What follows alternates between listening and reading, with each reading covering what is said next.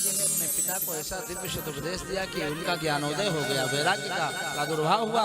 One को चले गए, गृहस्थाश्रम को त्याग के, और वहां जाकर के भागवत जी के दशमर्ष के कृष्ण चरित्र का चिंतन करते हुए परम धाम को प्राप्त करते हैं।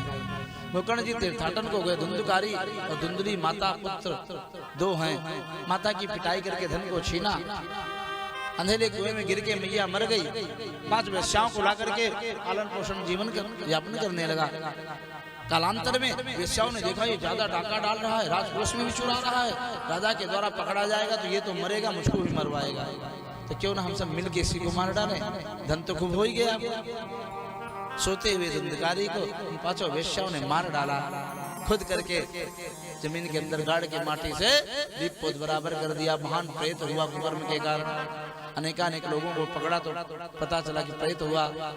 तीर्थाटन करते हुए जब गोकर्ण जी को पता चला, गांव के लोग कुछ मिले तीर्थाटन में, तो अनेकानेक गया आदमी पिंडदान श्राद्ध आदि किए। लेकिन जब गोकर्ण जी गांव में आए, वो प्रेत बन करके अनेक प्रकार का उत्पात करने लगा। कभी भेड़ा, कभी भैंसा, कभी हाथी, कभी घोड़ा, कभी अग्नि का रूप धारण करके अनेक प्रकार के उपद्रव करने लगा। गोकर्ण जी ने अभिमंत्रित करके जल फेंका, तुम कौन हो, ऐसा उपद्रव क्यों करते हो? परिचय दिया उसने। अहम भ्राता त्वदीयोषिमि धुंधुकारीति नामतः स्वकीयेनैव दोषेण ब्रह्मत्वमनाशितं मया। मैं आपका बड़ा भाई धुंधुकारी हूँ, अपने दोष के कारण प्रेत हुआ हूँ। कहा तुम्हारे उद्धार के लिए मैंने बहुत पिंडदान श्राद्ध किए गए आदि में। कहा वहां पर साधारण पापियों की मुक्ति होती, मैं प्रचंड प्रेत हूँ। सूर्य नारायण से प्रार्थना किया गोकर्ण जी ने। अनेकानेक शास्त्रों में जब कोई निर्णय न मिला, सूर्य नारायण ने स्पष्ट कह दिया, श्रीमद् भागवतान मुक्ति ही सप्ताहम वाचनम गुरु। भागवत की गाथा की तैयारी होने लगी। वह प्रेत भी आकर के 7 गांठ वाले बांस में छिप के बैठ गया। एक एक दिन की गाथा से एक एक गांठ फट जाती है, और 7वें दिन दिव्य रूप धारण करके प्रकट हुआ। उसको लेने के लिए सुनंद नंद आए और भगवत धाम की सद्गति को प्राप्त करता है। गोकर्ण की कृपा से, भागवत जी की कृपा से धुंधकारी भव सागर से तर गया। सुनंद नंद ने गोकर्ण को बताया था कि सुना तो कथा भक्तों ने, लेकिन विमान एक धुंधकारी को इसलिए आया कि कथा तो सबने सुना, लेकिन मनन चिंतन नहीं किया। फिर से गोकर्ण जी ने भागवत की गाथा कराई और सभी लोगों ने बड़े ध्यान से भाव से सुना। और अगली बार तो साक्षात बाके बिहारी प्रकट हुए, अनेकानेक विमान प्रकट हुए और सब दिव्य विमान में बैठ करके परम वैकुंठ को प्राप्त करते। बोलो बाके बिहारी लाल की जय हो। आगे के अध्याय में भागवत कराने का सुंदर मुहूर्त का वर्णन है सज्जनों। उत्तम मुहूर्त में भागवत गाथा सुननी चाहिए। जो सकाम है तो, निष्काम है तो कोई मुहूर्त की आवश्यकता नहीं है। इन सकाम है तो दैविज्ञम दोषमाहूय मुहूर्तम प्रत्यत्नतः विवाहे यादृशम वित्तम तादृशम परिकल्पये। आज की भागवत में विवाह की तरह धन खर्चा होता है सज्जन, जो कराते हैं उनको पता है। बोलो राधे राधे। लेकिन एक चीज कहूंगा कि आज की जो सुंदर बेला है तिवारी जी, आप बड़े भाग्यशाली हो, बहुत भाग्यशाली हो आप। क्यों? कि आज अक्षय नवमी है, कार्तिक का महीना। कार्तिक में जमुना जी के स्नान पूजा का बड़ा महत्व है, आमले पूजा आदि का। आज अक्षय नवमी है। अक्षय नवमी के दिन किया गया अनेकानेक प्रकार के धर्म पूर्ण सब अक्षय हो जाते हैं। कितना सुंदर आप लोगों ने शोभा यात्रा निकाली, कलश यात्रा की। जमुना महारानी जो भगवान की परम प्राण वल्लभा है, धर्मपत्नी है, पटरानी है, उनका दिव्य दर्शन हुआ, पूजा हुआ जमुना महारानी का। अक्षय नवमी के दिन भागवत का बैठना ये तो बहुत सौभाग्य की बात है सज्जनों।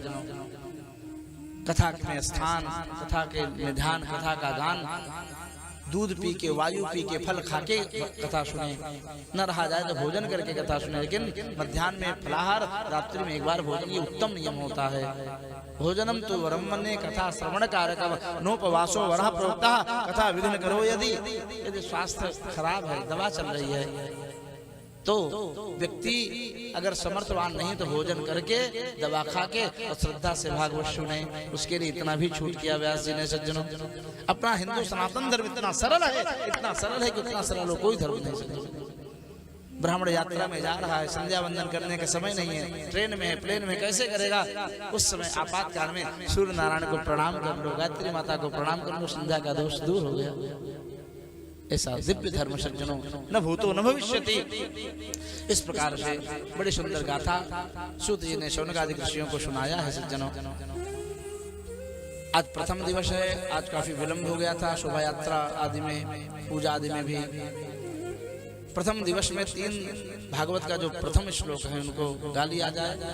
जन्माद्यस्य तोन्वयादितरतश्चार्थे सुविज्ञासुराट् तेने ब्रह्मनिधायादिकवे मुह्यन्ति तशूरयः तेजो वारिमृदां यथा विनिमयो यत्र त्रिसर्गो मृषा धाम्ना स्वेन सदा निरस्तकुहकं सत्यं परं धीमहि धर्मः प्रोज्झितकैतवोऽत्र परमो निर्मत्सराणां सदां वेद्यं वास्तवमत्र वस्तु शिवदमतापत्रयोन्मूलनं श्रीमद्भागवते महामुनिकृते किं वा परैरीश्वरः सद्यो हृद्यवरुध्यते त्रिपृथिवी शुश्रूषविस्तच्चलात् निगमकल्पतरोर्गर्गं फलं शुकमुखादमृतद्रवसंयुतं पिबत भागवतं रसमालयं मुहुरहो रसिका भुवि भावुकाः। भागवत भगवान की जय हो। अब आइए भगवान के लोग दिव्य आरती करेंगे और कल समय का ध्यान देंगे। कल 2 बजे से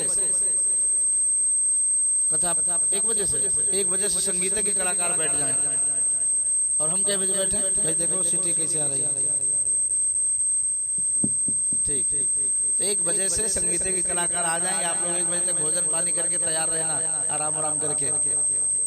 हाँ, 5 बजे तक कथा हो जाए ताकि ठंडी के समय लोगों को दूर जाना है तो दूर जाने वाले को दिक्कत ना हो। जी 1:30 बजे से 5 बजे तक कथा चलेगी। 1 बजे संगीतज्ञ कलाकार बैठेंगे। आइए भगवान की दिव्य आरती होगी, इसके बाद प्रसाद लेके सब लोग जाएंगे।